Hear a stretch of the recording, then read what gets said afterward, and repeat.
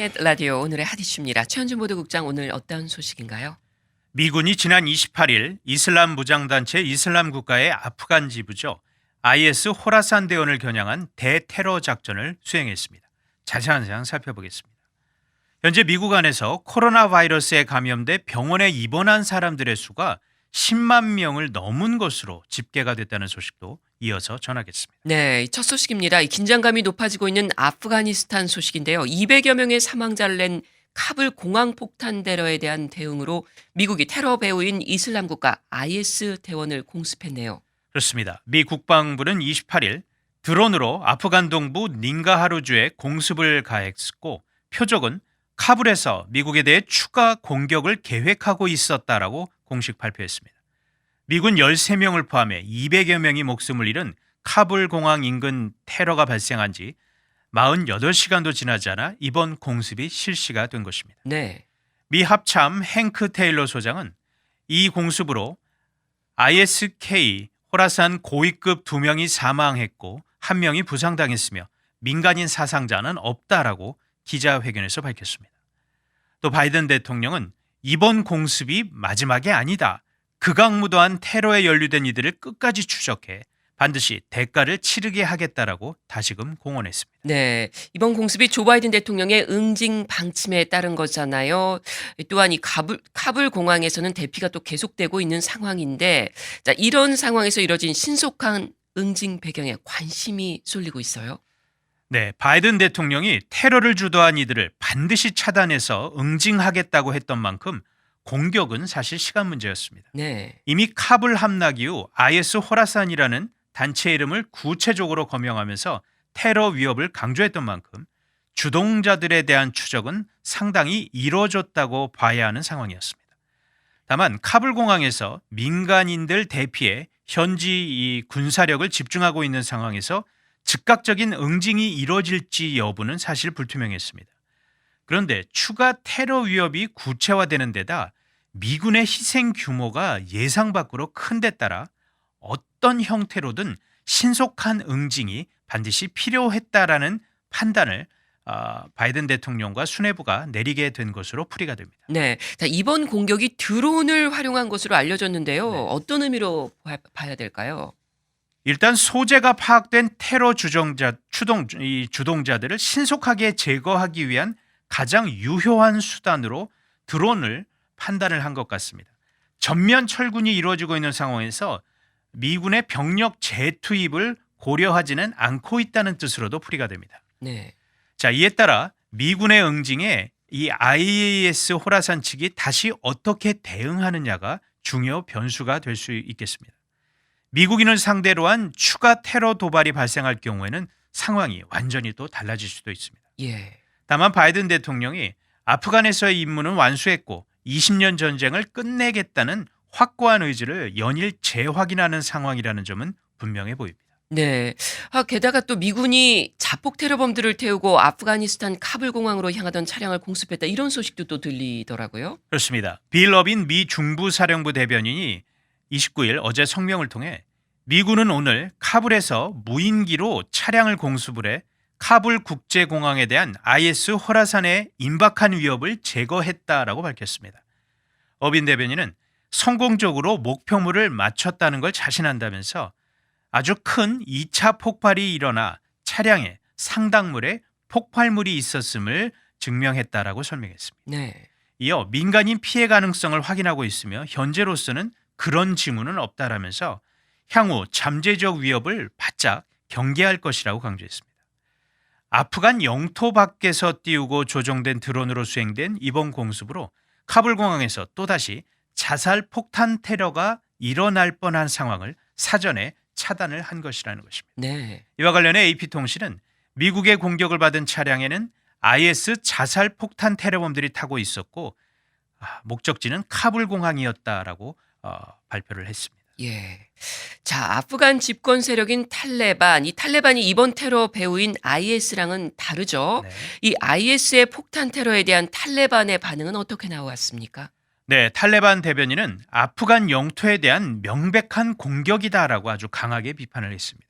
동시에 IS 호라산을 추적 중이다라고도 발표했는데 그러면서 이 IS 호라산 조직원으로 추정되는 6명을 탈레반 측이 체포했다라고도 밝혔습니다. 네. 지금 아프간 현지가 워낙 위험합니다. 그러다 보니 미국 정부는 자국민들한테 계속해서 이 경보를 주고 있죠. 그렇습니다. 지금 아프간을 탈출할 수 있는 유일한 곳이 카불 국제공항인데 그 카불 공항을 즉시 떠나라고 하는 것 그만큼 상황이 심각해졌다라는 얘기입니다. 주 아프간 미 대사관은 카불 공항 게이트 2곳을 적시를 하면서 구체적인 위협이 있다. 미국 시민들은 공항으로 오지도 말고 당장 공항 게이트에서 피하라 이런 경보를 계속해서 내립니다. 네. 앞으로 24시간에서 36시간 내에 추가 테러 공격이 아주 극도로 높다는 게 백악관의 설명이었습니다. 네. 자, 지난주 이 IS의 테러 공격으로 미군이 13명이나 숨졌잖아요. 국방부에서 신원을 공개했네요. 그렇습니다. 대부분이 갓 고등학교를 졸업한 20살의 장병들이었습니다. 예. 상당히 안타까운데 바이든 대통령은 이들 덕분에 11만 명이 넘는 이들이 아프가니스탄을 탈출할 수 있었다. 그들은 우리의 영웅이다라고 칭했습니다.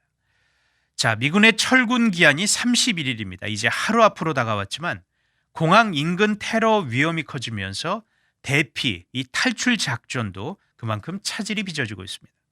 카불 공항에 주둔 중인 미군 관계자는 29일 로이터 통신에 대피 작전 종료 날짜와 시간은 아직 정해지지는 않았지만 우리는 오늘 중 모든 민간인 대피가 끝나길 원한다라면서 이후 군 병력의 귀국이 시작될 것이라고 말했습니다. 그는 현재 민간인 1000명가량이 공항 안에 남아있다고 했지만 지금 이제 이게 29일 소식이었으니까 지금은 한 300명 미만의 민간인이 공항에 남아있다고 합니다. 네. 그리고 카불 공항에 남아있는 미군은 4,000명 미만이라고 합니다. 미군과 국제동맹군은 탈레반이 정권을 잡고 나서 지난 2주 동안 총 11만 3,500여 명을 아프가니스탄에서 대피시켰다라고 공식 발표를 했습니다. 네. 미국 외에도 다른 나라들도 아프간에서 대피 작전을 펼쳤잖아요. 어떻게 돼가고 있나요? 자, 지금 테러 경고로 공항은 긴장감이 가득한데 이런 가운데 많은 국가의 공항 대피 작전은 사실상 마무리가 됐습니다. 네. 영국 수송기는 지난 28일 밤 마지막으로 이제 떠났고 독일, 이탈리아, 스위스, 스웨덴, 핀란드 등 유럽 국가들은 앞서 27일에서 28일 대부분 대피 작전 종료를 선언했습니다. 이들 국가들은 아프간에 남은 자국민과 조력자들에 대해 모두 데려오지 못해 유감이라며 대피 작전 종료 이후에도 육로를 통한 탈출 지원 등 노력은 계속하겠다는 입장입니다. 네. 특히 에마누엘 마크롱 프랑스 대통령은 아프간 수도 카불에 유엔이 통제하는 안전지대를 조성하자면서 유엔 안보리 긴급회의에 이 안건을 영국과 함께 제안할 계획이다라고 밝혔습니다. 예. 자, 아프간 사람들은 여전히 지금 공항으로 향하고 있지만 탈레반 측에서 워낙 검문을 강화하고 있어서 걸어서 공항 쪽으로 접근하는 게 현실적으로 쉽지 않은 상황입니다. 네, 잘 들었습니다. 다음 소식 보겠습니다. 이 미국에서 코로나 바이러스 때문에 병원에 입원한 사람이 10만 명을 넘어섰네요. 네, 공영 라디오 방송 NPR이 연방보건복지부 자료에 근거해 보도한 내용인데 10만 명 이상이 코로나 바이러스에 감염돼 현재 병원에 입원한 것으로 집계가 됐습니다. 10만 명이라면 상당한 숫자죠. 그렇습니다. 지난 1월 이래 가장 많은 입원 숫자입니다. 특히 중환자실 병상의 30%가 코로나 환자들이 차지하고 있는 것으로 조사가 됐습니다. 지역별로 상황은 어떻습니까? 남부와 북서부 상황이 특히 좋지가 않습니다. 엘라바마, 플로리다, 루이지애나, 미시시피, 오리건 그리고 워싱턴주 등에서는 코로나 대유행이 시작한 이래 지금 입원 환자가 최고치에 달했다고 합니다. 역시 코로나 백신 접종률이 낮은 남부 지역에 입원 환자가 많은 것 같네요. 그렇습니다. 특히 플로리다주와 조지아주 같은 경우에는 병상 가운데 25%를 코로나 환자들이 차지를 했고 미시시피주는 중환자실 병상 가운데 무려 61% 이상을 코로나 환자가 차지하고 있습니다. 네. 자, 코로나 때문에 입원한 사람이 10만 명을 넘었다는 소식인데 또 그런가 하면 미국 안에서 앞으로 10만 명 가까이 코로나 때문에 추가로 사망할 것이다. 이런 전망도 나왔다고요. 네, 바로 워싱턴 대학 산하 보건계략평가 연구소가 최근에 공개한 내용입니다. 연구소는 현 상태로는 지금부터 오는 12월 1일까지 추가로 약 10만 명 정도가 코로나 바이러스 때문에 사망할 것으로 예상을 했습니다. 이 전망이 맞다면 미국 내 총 사망자 수는 얼마나 되는 겁니까? 누적 사망자 수가 73만 명에 달하게 됩니다. 보건계략평가연구소는 9월 중순에 일일 사망자 수가 거의 1,400명에 달했다가 서서히 감소할 것으로 구체적으로 예측을 했습니다. 예, 이 하루에도 여전히 많은 사람들이 목숨을 잃고 있습니다. 이 코로나 때문에 사망자 수를 줄일 방법이 없을까요? 네, 보건계량평가연구소는 미국인들이 생활 자세를 바꾸면 그래도 사망자를 많이 줄일 수 있다라고 강조합니다. 워싱턴 대학의 RD 모크다드 교수는 마스크만 착용을 해도 5만 명 이상의 생명을 구할 수 있다라고 주장을 했습니다. 예, 이 마스크 착용 의무화를 두고 현재 미국 곳곳에서 논란이 벌어지고 있죠. 그렇습니다. 특히 이 교실 내 마스크 착용 여부를 두고 몇몇 주 정부와 지역 교육부가 아주 격렬하게 대립하고 있는 상태입니다. 네, 뭐 텍사스주도 그 중에 하나인데 이런 마스크 착용 의무화 외에도 백신 접종 의무화를 두고도 계속해서 논란이 많잖아요. 맞습니다.